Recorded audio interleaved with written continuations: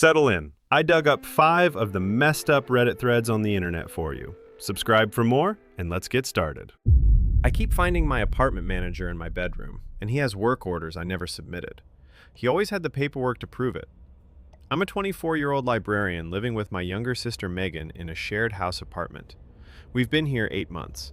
Our apartment manager Dan seemed helpful enough when we moved in, always quick to respond if we had questions about trash pickup or parking. 2 months ago, I came home from my shift at the library to find Dan in our kitchen, tools spread across the counter, replacing the faucet aerator. He said we'd submitted a work order about low water pressure. We hadn't. The faucet worked fine. Megan and I figured he must have mixed up the apartment numbers. Then it kept happening. Dan would be inside our apartment fixing things we never reported broken, always with official work orders bearing our apartment number on them. The bedroom window latch, the bathroom exhaust fan, things that worked perfectly fine before he touched them. Last Tuesday, I came home early from the library because of a staff meeting. My bedroom door was open. I always keep it closed. Dan was inside on his knees, tools spread across my floor, tightening the hinges on my closet door. A door that had never once given me any trouble. He looked up and smiled when he saw me standing in the doorway, said he was just finishing up the repair I'd requested. I told him I hadn't requested anything. He reached for his clipboard and pulled out a work order. Our apartment number. Description: closet door sticking, hinges loose. The date listed: tomorrow's date. I asked Megan the second Dan left. She swore up and down she hadn't called maintenance about anything. I logged into our tenant portal that night, hands actually shaking as I scrolled through our account history. No pending requests, no submitted requests, nothing at all. Someone is creating these work orders. Someone is sending Dan into our apartment to fix things that aren't broken, and I have absolutely no idea who is doing this, or why. The work orders were real. The requests weren't. It happened 4 more times in 3 weeks. The kitchen faucet was next. I woke up Saturday morning to find the aerator had been replaced overnight. Brand new chrome finish. Still had the manufacturer's sticker on it. Dan's business card was sitting on the counter next to a completed work order. Request submitted Thursday at 11 in the evening. Both Megan and I were home Thursday night watching a movie. Neither of us called anyone. The bedroom window latch got replaced while I was at work the following Tuesday. I know because I checked it specifically that morning after the faucet incident. Tested the lock 3 times to make sure it was working. Came home to find new hardware installed. Dan's signature on another work order taped to my dresser. I started feeling sick every time I unlocked our apartment door. The violation of it. Someone has been inside our home, in my bedroom, touching my things, and I have no idea how to make it stop. Megan's boyfriend Tyler has been staying over more often. He works from home doing web development, so he's here during the day when I'm at the library. He says it makes him feel better knowing Megan isn't alone if Dan decides to show up again. I'm grateful for it, honestly. The apartment feels less empty with someone else around. I started documenting everything 2 weeks ago. I take photos of every work order Dan leaves behind, screenshot our empty tenant portal account history, keep a log with dates and times of each incident. During my lunch breaks at the library, I've been researching tenant rights, looking up local housing codes, reading through our lease agreement line by line. There has to be something in there that protects us from this. There has to be some way to prove what's happening and make it stop. Last night, I photographed the latest work order before Dan even left the apartment. He'd been fixing the bathroom cabinet door, a door that opened and closed perfectly fine. He looked uncomfortable when he saw me taking the picture, asked if everything was okay. I told him I was just keeping records. He nodded slowly and packed up his tools faster than usual. The records were piling up. So were the visits. The timestamps didn't add up.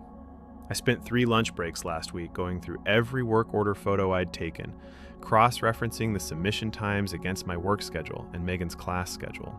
Tuesday at 2 in the afternoon while I was shelving returns at the library. Thursday at 11 at night when we were both home watching television. Saturday morning at 6 while we were both still asleep. None of the timestamps made sense. Someone would have had to submit these requests during times when neither of us were near a computer or phone, times when we were provably doing something else. I keep thinking about Dan. Why would he do this? What does he want? Is he watching us somehow, waiting until we leave to come inside? I started checking the apartment for cameras last weekend, looking behind picture frames and inside smoke detectors like I've seen people do in movies. I didn't find anything, but that doesn't mean they're not there. The worst part is knowing he's been in my bedroom multiple times, alone, touching my things, going through my closet, standing in the space where I sleep. I feel sick every time I think about it. Tyler suggested we ask the landlord to change our locks. He said Dan could have made copies of our keys, could be coming and going whenever he wants. Megan looked terrified when he said it out loud. I think we'd all been thinking it, but nobody wanted to say it. I went to the property management office yesterday during my lunch break, demanded to see the original work order requests, asked who was actually submitting them. The receptionist seemed confused by my anger, kept insisting everything looked normal in their system. She pulled up printouts from the tenant portal to show me. That's when I saw it. The email address on file. It was almost mine. Off by just one letter. Close enough that Dan wouldn't have questioned it when the requests came through, but definitely not my actual email address. The comments started pouring in. Have you asked to see the original work order requests with submission details? Like, who actually filed them and when?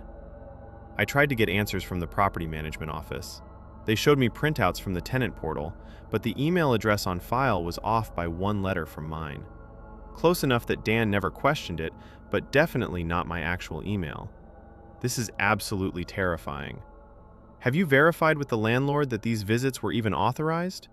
Get everything in writing. I had something similar, and it turned out the previous tenant still had a key. Demand a full rekey from the landlord and document every single visit with photos. The fake account was just the beginning. You need to change your locks immediately and check your lease about whether the manager is required to give notice before entering.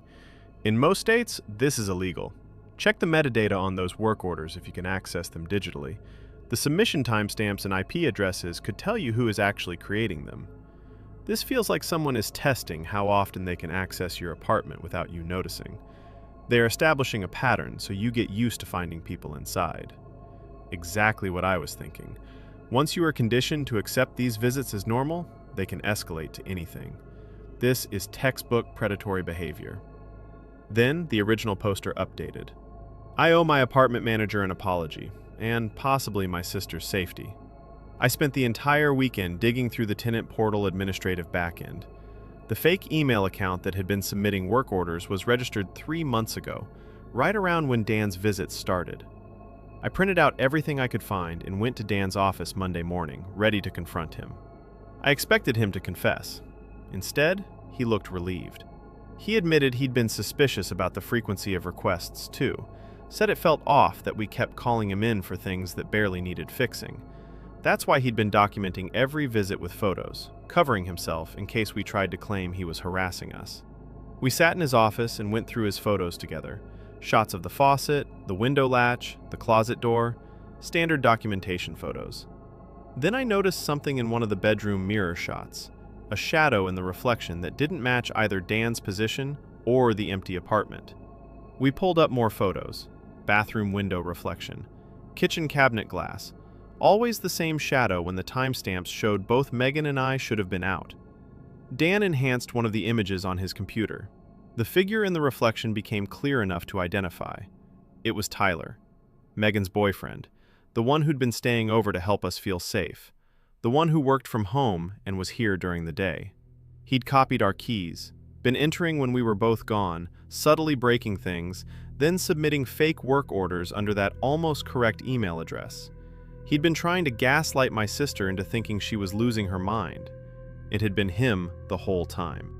Everything fell into place within 48 hours. We filed the police report the next morning. Dan provided all his documentation and photos, the work orders with the fake email address, everything we'd found. Tyler was arrested that afternoon. Breaking and entering, stalking, harassment. Megan was devastated when I told her. She ended the relationship immediately, hasn't spoken to him since. The locks got changed throughout our apartment that same day. Dan did it himself, refused to charge us for it. He also installed security cameras in the hallways at no cost, said it was the least he could do after what we'd been through. He apologized repeatedly, kept saying he should have questioned the frequency of work orders sooner. The thing that keeps me up at night is thinking about what Tyler was trying to accomplish. He had intimate access to our lives. He knew our schedules, knew when we'd be gone, knew exactly how to make Megan doubt her own sanity. He was staging this psychological campaign against my sister, using Dan as his unwitting tool.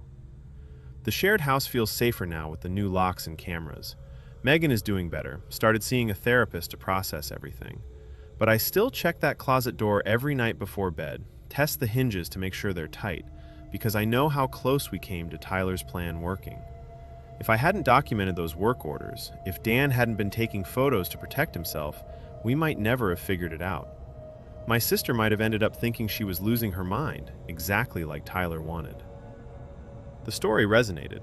The fact that he has legitimate-looking work orders makes this so much worse. Someone is forging them through your account, or the system is compromised. The bedroom visit is what terrifies me most. There is absolutely no reason a manager needs to be in your private space without you present. This crosses every boundary. On to the next one. I keep dreaming about my own funeral, and the only person there is from a missing persons poster. 5 nights, same woman at the casket.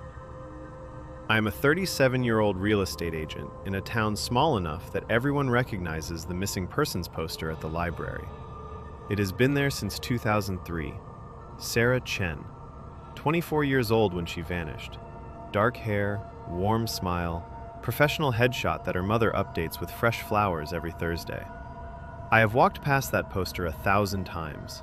Never thought much about it until 5 nights ago, when I started dreaming about my own funeral. It is always the same.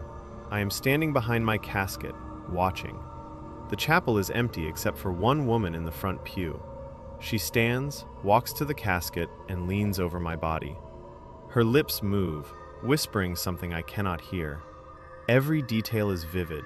The grain of the wood, the smell of lilies, the cold radiating from my own corpse. The woman is Sarah Chen. I know this sounds insane. I told my best friend Maya about it yesterday, and even as the words left my mouth, I heard how crazy they sounded. But the dreams will not stop. Same funeral, same mourner, same inaudible whisper. This morning, I could not take it anymore. I went to the library and pulled up old newspaper archives. Sarah Chen was not just a missing person, she was a real estate agent. In this town. 23 years ago, we would have been in the same circles, showing the same properties, probably crossing paths without ever knowing it. The last property Sarah showed before she disappeared was a 2-story colonial on Maple Street. Vacant then, vacant now. It is my current listing. I have shown that house a dozen times in the past month, scheduled another showing for tomorrow. But today I went there alone to stage it, to make sure everything looked perfect. The house was locked when I arrived. I have the only keys, confirmed it with the owner this morning. I let myself in, walked through the foyer, turned into the kitchen. Fresh flowers sat on the counter.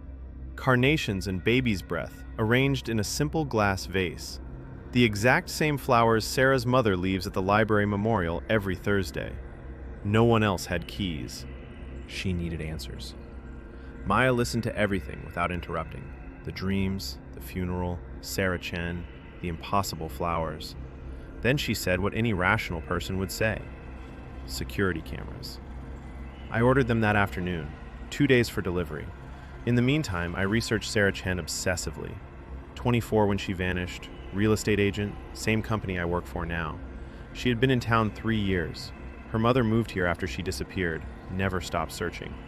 Sarah showed the Maple Street property on a Tuesday in October 2003. The owners had relocated. The house sat empty. Wednesday morning, Sarah never showed for work. Her car was at her apartment. Purse, phone, everything inside. No struggle. She vanished. I went back to the property yesterday. The flowers were gone.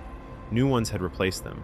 Same vase, same carnations and baby's breath, fresh water on the stems. I locked that house myself. I have the only keys. Then I noticed other things. The living room chair had moved. Dust patterns showed footprints, narrow, smaller than mine. Someone had been inside. That night, the dream changed. Sarah stood over my casket, whispered. This time, fragments broke through. Watching. always watching. I woke at 3 in the morning with those words echoing. The cameras could not arrive fast enough. The answers were at the library. I went to the library Thursday morning. Sarah's mother was there, kneeling at the poster with fresh carnations and baby's breath. I watched her arrange them in the memorial vase. Then I did something I had been too afraid to do before. I approached her. Mrs. Chen recognized my company logo. She told me Sarah had been excited about the Maple Street showing. It was supposed to be her biggest commission. She showed the house on Tuesday afternoon. Wednesday morning, gone. The police investigated for months. No leads. The house stayed empty. Mrs. Chen asked if I was showing it now. I said yes. Her face went pale. That night, the dream changed again. Sarah stood over my casket, but this time she pointed directly at me. Her lips moved slowly, forming 2 words over and over. He's watching. I called Josh the next morning, told him I wanted to drop the listing. He talked me out of it. Stay professional. Do not let paranoia derail my career. So I installed the camera myself, hidden in the living room bookshelf, motion activated, 48 hours of memory.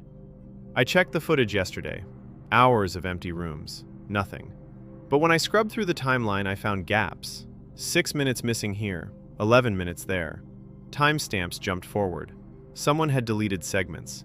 This morning, the property owner called. Canceled the showing I had scheduled for this afternoon. No explanation, just canceled. This is absolutely terrifying. Have you tried contacting Sarah's family to see if they've experienced anything similar? Have you checked if the house's current owner has any connection to Sarah Chen's disappearance? That would be my first step. The flower detail is what really gets me. Someone had to have been there recently. This isn't just dreams anymore. I checked with the seller. He's been in a nursing home for 3 weeks and has no family in the area. No one should have access to that house except me and my agency. The flowers were fresh, like they'd been placed that morning. The truth was worse than the dreams. The police found Sarah Chen. She's alive. I went back to the house one more time. I needed to understand what was happening. I checked every room, under floorboards, behind outlets, inside cabinets. Then I found it in the master bedroom, a loose baseboard near the closet. Behind it, wedged into the wall cavity, a leather journal. The entries were dated. The last one was from last month, all of them written as if Sarah Chen was the author. They described my life in disturbing detail. Where I buy coffee every morning, my exact route to work, what I wore last Tuesday, a conversation I had with Maya about her dog's vet appointment, Josh complaining about a difficult client by name, things no one could know unless they had been watching me for months. I took the journal to the police immediately. They moved fast. Within 48 hours, they located Sarah Chen, alive, living 2 towns over under a different name since 2003. She had faked her disappearance to escape an abusive ex-boyfriend, left everything behind and started completely over. New identity, new life. The police showed her the journal, showed her photographs of the handwriting, the entries, everything. Sarah denied it all. She has never been in that house since she disappeared. She did not write those entries. She had no idea who I was until the detectives contacted her. Someone else wrote that journal. Someone who knows my daily routine. Someone who has been inside that house. Someone who has been watching me. Dreams like this are often your subconscious trying to tell you something. Maybe you saw something related to her case when you were younger and your brain is finally processing it. The fact that she was also a real estate agent in your town can't be a coincidence. There has to be a connection you're not seeing yet. Exactly. Small town real estate circles are tight. If Sarah worked there 23 years ago, older agents would remember her. You should ask around the office. Someone was still out there. The investigation found him. The property owner was Sarah's ex-boyfriend from 2003. The police found everything in the basement. Photographs of Sarah covering entire walls, her old business cards arranged in frames, newspaper clippings about her disappearance, a shrine that had been maintained for 23 years. He had staged all of it. The flowers, the journal entries, the deleted camera footage, all designed to draw Sarah out of hiding. He knew she had faked her disappearance. He had been searching for her ever since. And he chose me for one reason. I look like her. Same height, similar features, same profession. When he interviewed real estate agents for the listing, he picked me specifically. Every showing, every open house was orchestrated to make me visible. He bet that Sarah still monitored real estate activity in her hometown, that she might see my face in a listing photo and think he had moved on, that she might finally surface. I was bait for 23 years of obsession.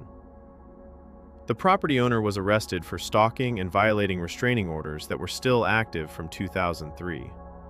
The night they took him into custody, the dreams stopped completely. I have not dreamed about my funeral since. I transferred the listing to Josh, implemented a new policy at my agency, refusing to work vacant properties owned by single men over 60 without a secondary contact. And I started therapy. Because being used as bait in someone's decades-long predatory obsession does things to your sense of safety that you cannot just shake off. Sarah is safe. The ex-boyfriend will spend years in prison, but I still check my locks twice every night. I got chills reading this. Please be careful going into that house alone, especially if fresh flowers were just placed there.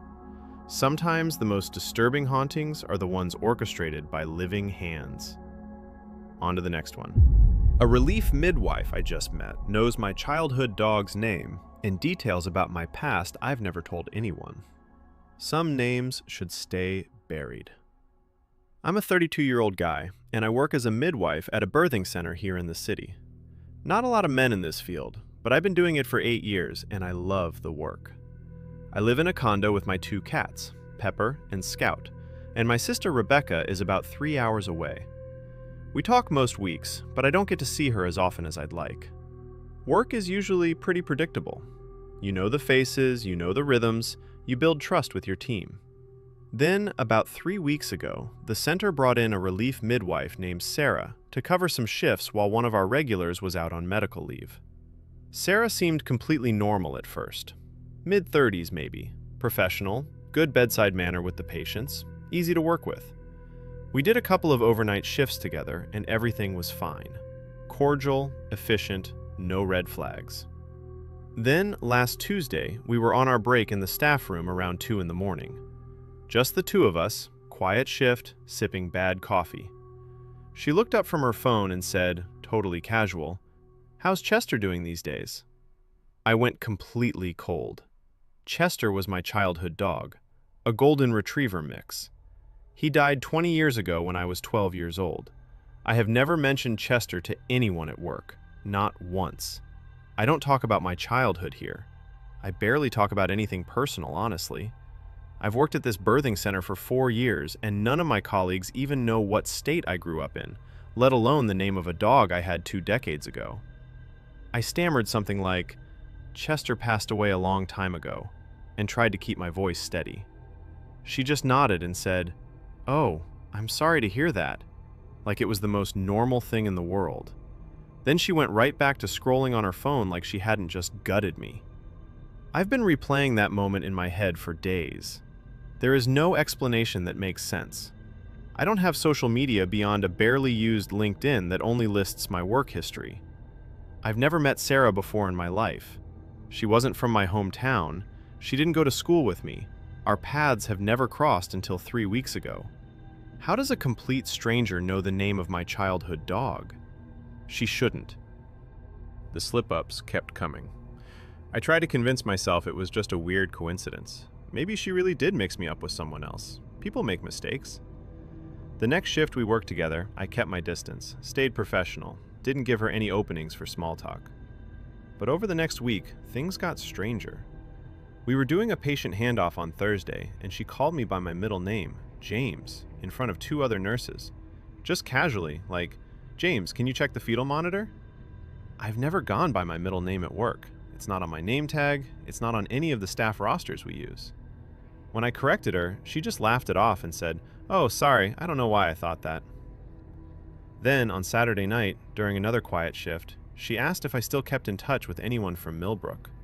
That's the small town I grew up in. Population maybe 3,000 people, 7 hours from here, in a completely different state. I've never mentioned Millbrook to anyone at this job. I just stared at her, and she must have seen something in my face, because she quickly changed the subject and started talking about a patient case. By Monday, I was rattled enough that I pulled my colleague Marcus aside during lunch. Marcus and I have worked together for 2 years. He's solid, doesn't jump to conclusions. I told him about the dog's name, the middle name, the hometown. He frowned and said, maybe she looked me up online, found an old yearbook photo or something. But I barely have a digital footprint. My LinkedIn just says where I work now. No Facebook, no Instagram, no hometown listed anywhere. I don't post about my life. Marcus suggested maybe we went to the same nursing conference once, and I forgot. But I've never seen her before 3 weeks ago. I'm absolutely certain. She knows things she shouldn't know. And I still don't understand how. The explanations were running out.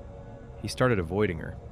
I swapped shifts when I could, took my breaks at different times, kept conversations to the absolute minimum. But Sarah seemed to be everywhere. She kept picking up the same shifts I was on, always ended up in the break room when I was there, always found a reason to work the same patient cases. Then one night last week we were charting in the nurses' station, and she said something about Riverside Park. Just casual, like, I bet you spent a lot of time at Riverside Park as a kid, right? That park was 2 blocks from my childhood home in Millbrook. I used to go there every day after school.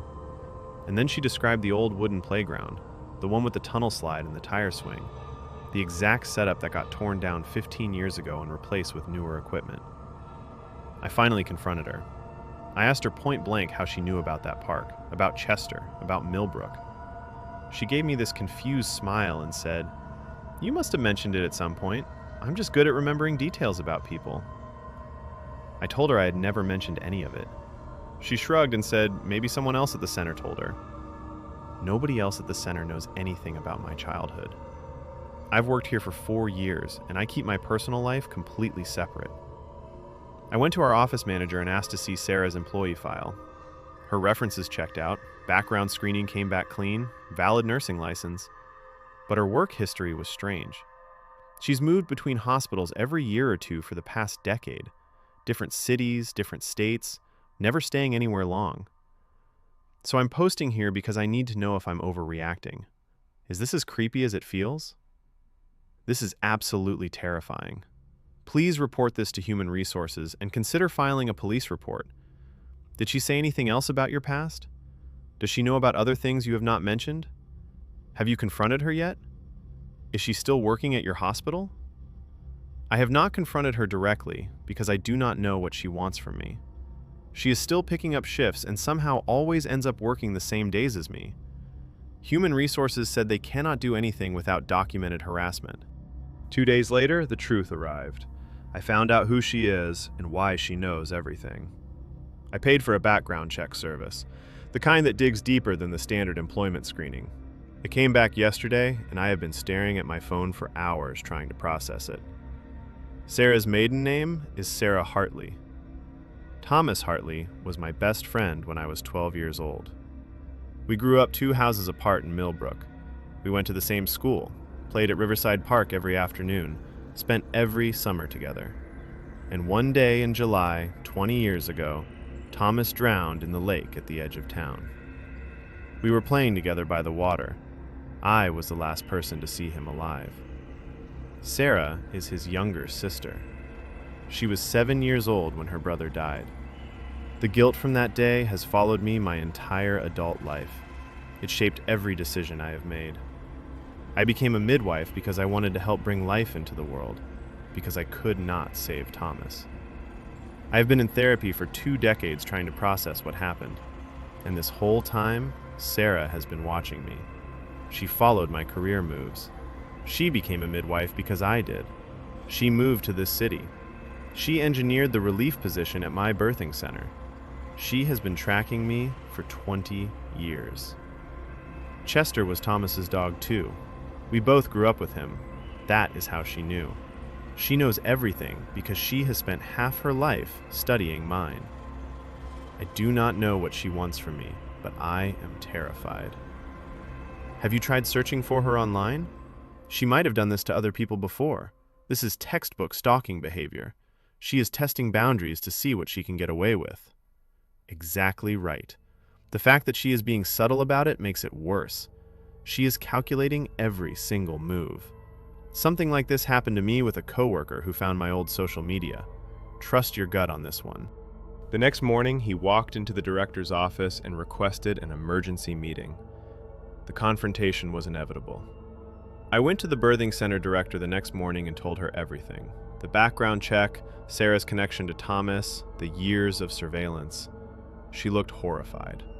She scheduled an emergency meeting with Sarah that afternoon in a private room with a supervisor present. I wanted witnesses. I needed everything documented. When Sarah walked in and saw me sitting there, her face went completely pale. She knew I had figured it out. The director asked her to explain her connection to me. Sarah sat in silence for a long moment, then started crying. She confessed she had been tracking my life since she was 15 years old, finding my college, my nursing school, my jobs through old newspaper articles, and my barely used LinkedIn profile. She read every sparse update I ever posted online, followed every career move I made across different states. She said she just wanted to feel close to her brother again.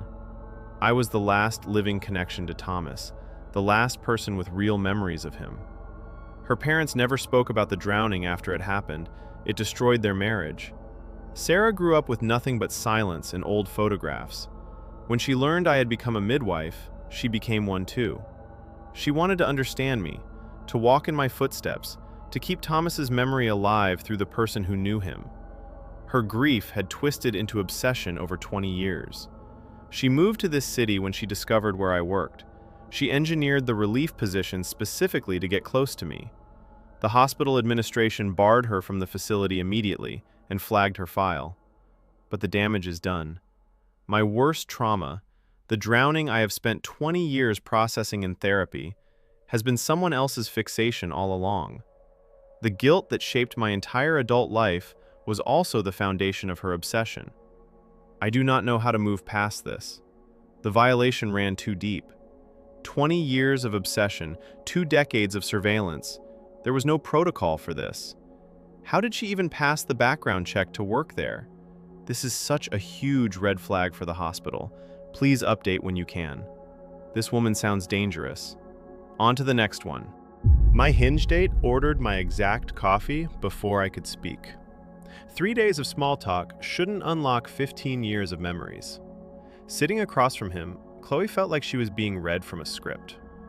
I'm Chloe, 30 years old, web developer. I live with my family in a small apartment. My younger sister Emma and I still share a room like we're teenagers.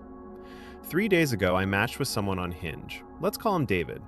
His bio seemed normal. We had generic small talk about work and weekend plans, nothing strange. We agreed to meet for coffee Saturday afternoon. I got there first. When he arrived, we walked into the shop together. I was stepping up to the counter when he moved forward and told the barista, "She'll have a grande iced vanilla latte with oat milk, extra vanilla, light ice, and 2 pumps hazelnut." My exact order. Down to the hazelnut pumps. It's so specific, I usually repeat it twice. I froze and asked how he knew that. He smiled. I just pay attention to details. The date felt rehearsed. He mentioned my childhood dog Max in passing, said he loved golden retrievers. I've never posted about Max. Then he asked if I still listened to this obscure indie band, named them specifically. I was obsessed with them at 15. Haven't thought about them in a decade. I asked again how he knew. He shrugged. You probably mentioned it.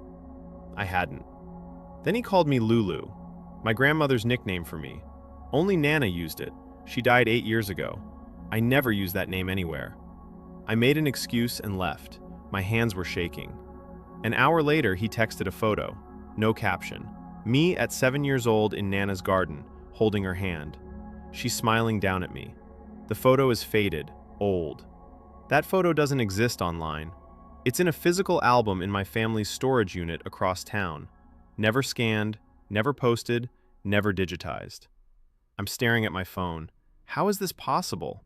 The photo shouldn't exist in his hands. It had never left that storage unit, never been touched by a scanner or camera. Yet somehow, he'd found it. He had been in her past, physically, reaching into places she thought were locked away. and she had no idea when or how or what else he knew. The photo was impossible, physically impossible, and that made it so much worse than if he'd simply guessed her coffee order or scrolled too deep through public posts. I spent the next 2 hours searching everything digital I owned: Facebook going back to college, Instagram, an old MySpace from 2008, Google Photos, iCloud, every shared family album, every cloud backup. Nothing. That photo doesn't exist anywhere online. I searched my laptop file by file. It wasn't there. I texted him, "How did you get that picture?" He responded in minutes. "I told you, I pay attention to details." That's no answer. I demanded an explanation. He went silent. I showed Emma the photo. She stared, then looked at me. Her face had gone completely pale. "Chloe, that's from Nana's photo albums, the ones in our storage unit." "I know." "How does he have it?" I had no answer. Emma wanted to call the police immediately. I said we had no proof of an actual crime, just a weird guy with a childhood photo. She said that was enough to report. I told her police wouldn't act without clear evidence. She stopped arguing, but hated it. I didn't sleep that night. I kept staring at the image on my phone, me at 7 holding Nana's hand in her garden. The colors had faded. There was a crease in the corner. I remembered that afternoon clearly. Late summer. She'd made fresh lemonade and we planted tomato seeds in little clay pots. My exact coffee order before I could speak. Max's name mentioned casually. That obscure band from when I was 15, calling me Lulu. None of it was luck or guessing. He'd studied me methodically. He'd prepared like I was an exam. The coffee date wasn't spontaneous chemistry. It was a rehearsed performance and he knew every line. The next morning, Emma and I got in my car and drove across town to the storage facility. I held the unit key the entire drive. By the time the sun came up, the question in her head had changed. Not how did he get the photo, but what else had he taken from that unit while he was there? She had the key and the code. The lock should have kept him out. But she knew, absolutely knew, that he'd been there first. And she was about to find out what he'd left behind. The storage facility sat on the edge of town, rows of numbered units in a gray concrete building. Emma kept her hand on Chloe's shoulder through every hallway. We got to the storage facility just after 10. Emma held my arm the entire way. Our unit was second floor. The lock had deep scratches around the keyhole, fresh metal showing where paint had scraped off. Someone had forced it open. I unlocked it anyway. The door rolled up with a screech. Boxes were stacked differently than I remembered. I pulled out one of Mom's old journals from a crate. Pages had been torn from the middle. Clean rips, not accidents. Emma was checking Nana's photo albums on the other side. She held up the garden one and showed me a gap where a photograph should have been. You could still see the outline on the next page. That's where he got the picture he sent me. I moved to the back corner where my childhood boxes sat, opened the one with my name in Mom's handwriting. My diaries were gone. All of them. Ages 12 through 15. 4 years of private teenage thoughts. Gone. He didn't hack anything. He broke into this unit physically, read my diaries in the dark, studied family photographs. He learned Max's name from an entry I wrote at 12. Found that Nana called me Lulu from entries in 2008. The coffee order. The band I loved at 15. It all came from my stolen diaries. Not romance, not attention to detail. Theft and research. I blocked him on everything the second we left. He'd been there, in the dark, alone with her childhood, reading every page she'd never meant anyone else to see. This is genuinely terrifying. He physically broke into your family storage unit and stole your childhood diaries. That's not romance. That's criminal trespassing and theft. Please file a police report. The level of planning here is disturbing. He knew exactly which storage facility, which unit, and what he was looking for. He didn't just stumble on this information. Within hours, the comments filled with people urging her to call the police, warning that this kind of behavior only escalates. 2 weeks passed. Chloe thought blocking him everywhere would be enough. Then Emma came home with a story that changed everything. He found my sister and knows where we live. I blocked David on Hinge, text, everything after we found the storage unit broken into. I thought that was it. 2 weeks went by. I tried to move on. Yesterday, Emma came home and casually mentioned a nice guy had returned her wallet near our apartment building. She'd dropped it walking home from the bus stop and didn't realize until he caught up to her half a block later. I asked her to describe him. Dark jacket, average height, quiet voice, polite smile. It was him. He approached my sister, not me, Emma. He walked right up to her less than 2 blocks from where we live, handed her the wallet like he was doing a favor. She thanked him. He said no problem and walked away. I made Emma tell me every detail 3 times. The description matched perfectly. Same build, same walk, same jacket he wore to the coffee date. He knows where we live now, and he made sure I'd find out. He didn't text me. He didn't contact me directly. He went to Emma instead, like he's showing me he can reach the people I care about whenever he wants. We're installing cameras tomorrow. I don't know what else to do. I always thought dating app horror stories were exaggerated until I read things like this. The stolen diary pages are what horrify me most. What is he doing with your teenage writing? The fact that he had a photo from your childhood that was never digitized means this was premeditated. He didn't randomly swipe on you. He targeted you specifically and researched you for weeks, maybe months. Exactly this. The dating app was just his method of making contact seem natural. He already knew everything about her before he ever sent that first message. That coffee order wasn't a lucky guess. The comments filled with urgent warnings, police reports, restraining orders, security cameras. People who'd seen this pattern before knew exactly where it led. The next day, Chloe and Emma walked into the police station with everything they had. It felt both necessary and pointless at the same time. We filed a police report the morning after Emma told me about the wallet. We brought everything. Printed screenshots of his texts, the photo he sent, documentation of the storage unit break-in with photos of the scratched lock, Emma's description of him approaching her near our apartment.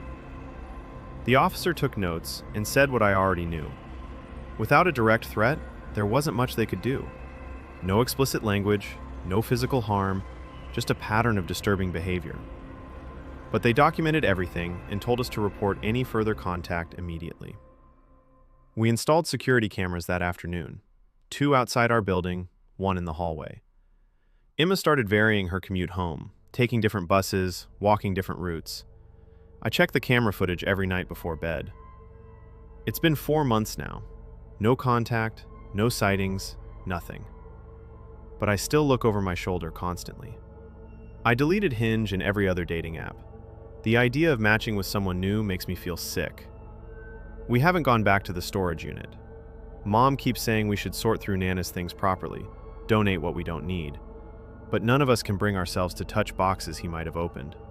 It feels contaminated somehow, like he left something behind we can't see. I don't know if he's gone or just waiting. Either way, the feeling stays. Storage units are so vulnerable. Most facilities have terrible security and nobody monitors them between visits. I'm so sorry this happened to you. Did you check if anything else was missing? And with that, on to the next one. Our new au pair from Lithuania refuses to enter my grandfather's bedroom. I recorded what she whispers through his door at night. Something was very wrong in that house. I'm a 25-year-old freelance graphic designer living alone in my condo about 20 minutes from my parents' house.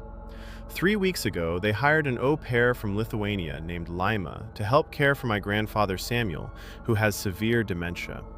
He needs constant supervision now, and my mother was burning out trying to manage everything herself. Laima seemed absolutely perfect when she arrived. Professional, patient, genuinely kind to Grandpa even when he asked her the same question 20 times in an hour. But there was one strange behavior my mother kept brushing off as cultural or religious. Laima absolutely refuses to enter my grandfather's bedroom. She leaves his meal trays on the floor outside his door and waits in the hallway until he shuffles out to collect them. She helps him to the bathroom, the living room, the kitchen, anywhere else in the entire house. But the instant he wants to return to his bedroom, she stops cold at the threshold and will not cross it. My mother insisted it was probably just a privacy thing. To me, the whole thing felt deeply wrong. Last Friday night, I told my parents I would stay over to help. The truth was, I wanted to observe Lima myself. At exactly 3 in the morning, I woke to a sound I couldn't place. Low murmuring, rhythmic and desperate, coming from the hallway. I crept toward it and froze when I rounded the corner. Lima was kneeling on the hardwood floor directly outside my grandfather's closed bedroom door. Her forehead was pressed hard against the wood, and she was whispering frantically in Lithuanian, the words tumbling over each other in rapid bursts. Her hands were clasped together so tightly her knuckles had turned bone white. I very slowly pulled out my phone and managed to record about 30 seconds before she suddenly turned and saw me standing in the shadows. She didn't say a word. She just got up and fled to her room. The next day, I sent the recording to a translation service. When the results came back, my stomach dropped. Lima had been apologizing over and over to someone named Domus, repeating, "I'm so sorry, please stop asking me to come inside. I can't. I won't. Please understand." That night, after Lima went to bed, I quietly opened my grandfather's door to check on him. He was sound asleep on his back, breathing peacefully. Pressed deep into the pillows on either side of him were two very distinct head-shaped indentations. He was completely alone. The answer she gave only raised more questions. I confronted Lima the next morning while my mother was out getting groceries. I showed her the translation of what she had whispered outside my grandfather's door. She went completely pale and insisted she had just been praying, that I must have misunderstood, that the translation service made errors all the time. Then she excused herself and disappeared into her room for the rest of the day. After that, I started watching her more carefully. Lima began taking the long route through the house to avoid the hallway entirely, even when it meant walking through 3 extra rooms. It took me 2 days to realize why. There was a large mirror hanging on the wall directly across from my grandfather's bedroom door. She would not pass it. If she absolutely had to go down that hallway, she kept her eyes locked on the floor and practically ran. My grandfather's behavior changed too. He became increasingly agitated, muttering under his breath in the moments between his usual confusion. I caught fragments when I visited. "The boy who won't leave, always standing there, won't let me sleep." I spent hours researching Lithuanian folklore about spirits and hauntings. The stories I found made my hands shake. Vengeful child ghosts, mirrors as doorways, bedrooms as crossing points between worlds. The whispering outside his door continued every single night at 3 in the morning. On Thursday, I hid in the darkened living room with a clear view down the hallway. When Lima appeared and knelt outside the door as usual, I heard her switch partway through from Lithuanian to broken, desperate English. "I was only 12, please understand. I was only 12. The next afternoon, my grandfather had one of his rare lucid moments. He grabbed my wrist with surprising strength and said clearly, "He keeps me awake all night, standing by the mirror." Before I could ask anything more, the fog returned to his eyes, and he forgot I was even there. When I told my mother everything, she waved it all away. "Lima's just very religious, sweetheart. She probably prays at odd hours. You are reading way too much into this." The part about the 2 pillow indentations made my skin crawl. Did your grandfather ever mention seeing anyone else in the room before this? The fact that your grandfather improved after she broke the mirror suggests she was right. Whatever was in that room was feeding off both of them. Did she ever explain why she came to your family specifically? That seems like too much of a coincidence. She told my mother before she left that she had been working as an au pair for 6 years, moving from family to family whenever he manifested too strongly. She thought she could outrun him by keeping busy, by taking care of other people's families. Our house was the first time he had been able to speak to her. She was falling apart. I set up a small hidden camera in the hallway facing my grandfather's bedroom door. The footage confirmed everything. Every single night, at exactly 3 in the morning, Lima appeared and knelt on the floor outside his door. Some nights, she stayed there for over an hour, her forehead pressed against the wood, her lips moving in constant whispered prayer. Lima herself was deteriorating rapidly. Deep, dark circles carved themselves under her eyes. Her hands shook when she tried to hold a glass of water. She barely touched her food. When I went into her room one afternoon to bring her clean towels, I found that she had covered every single mirror with bed sheets, even the small compact mirror on her dresser.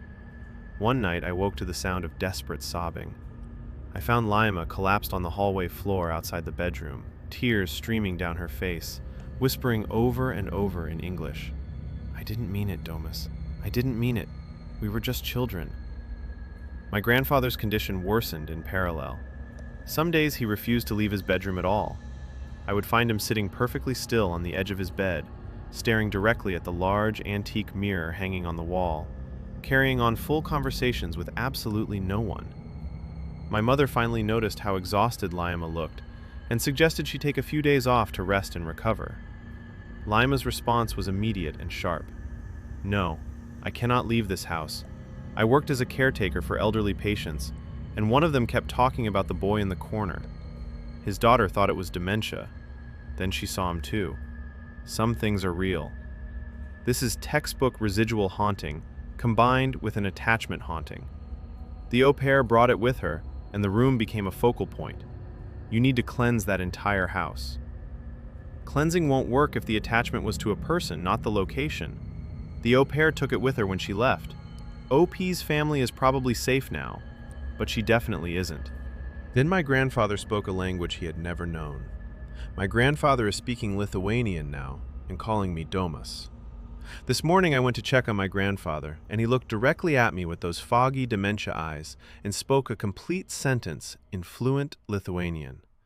My grandfather Samuel has never spoken a single word of Lithuanian in his entire life. He does not know Lithuanian.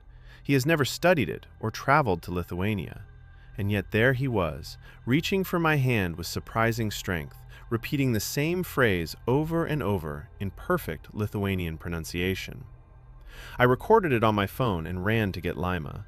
When I played the recording for her, the color drained completely from her face. She stood frozen in the doorway for a long moment before she finally translated it for me in barely a whisper. "It is finally time to come inside with me, Domus." That single sentence shattered her. She collapsed onto the kitchen floor, and the entire truth came pouring out through uncontrollable sobs. When Lima was 12 years old, she got into a fight with her younger brother Domus in their shared childhood bedroom. She cannot even remember what the fight was about anymore. She pushed him hard during the argument. He stumbled backward, and the back of his head struck the iron corner of their bed frame. He died instantly in front of her. Since that terrible day, she has seen Domus in every single mirror she passes. He appears behind her reflection. He has aged alongside her all these years, growing from a child into a young man who now looks exactly her age. When she came to work at this house 2 months ago, Domus fully manifested in my grandfather's bedroom mirror for the very first time. Every night at exactly 3 in the morning, he appears clearly in the antique glass and calls to her, telling her it is finally time for her to step through and join him inside. She had been running from her brother for 15 years. In Lithuanian and Polish folklore, there is a belief that if you kill family blood, you become a carrier for their spirit until you confess or die. She was literally haunted by what she did. At 4 in the morning, she finally crossed the threshold. Lima stood outside my grandfather's bedroom door for nearly 20 minutes, her entire body trembling. Then, without a word, she reached for the handle, pushed the door open, and stepped inside for the very first time since arriving at this house. I followed close behind her. She walked directly to the large antique mirror hanging on the wall and stood perfectly still before it. I saw absolutely nothing in the reflection except her own tear-streaked face and the dark bedroom behind her. But Lima was clearly seeing someone else. She began speaking rapidly in Lithuanian, her voice breaking with emotion, tears streaming down her cheeks as she reached one shaking hand toward the glass. Then, suddenly, she grabbed the heavy brass bedside lamp with both hands and swung it hard into the center of the mirror. The glass exploded into thousands of glittering pieces that rained down onto the floor and across the bed. My grandfather Samuel jolted awake with a sharp gasp. He sat up in bed, looking completely disoriented and confused. For the first time in 8 months, his eyes were entirely clear. No fog, no distant vacant stare. He looked around the room slowly, and then directly at me, and said in his normal voice, "That young man is finally gone." He kept me awake every single night. Lima booked a flight home to Lithuania that same afternoon. She told me through quiet sobs that she needed to finally confess everything to her family after 15 years of silence and running. While my mother and I were cleaning up the broken mirror shards 2 days later, we found old photographs that had been tucked into the wooden backing behind the glass. The pictures showed a young boy, around 10 or 11 years old. My mother went completely silent when she saw them. She said the boy looked exactly like my grandfather Samuel's younger brother, who had died in childhood after falling and hitting his head. I described the face Lima had told me about. The resemblance was unmistakable. Did you keep any of those photos from the mirror shards?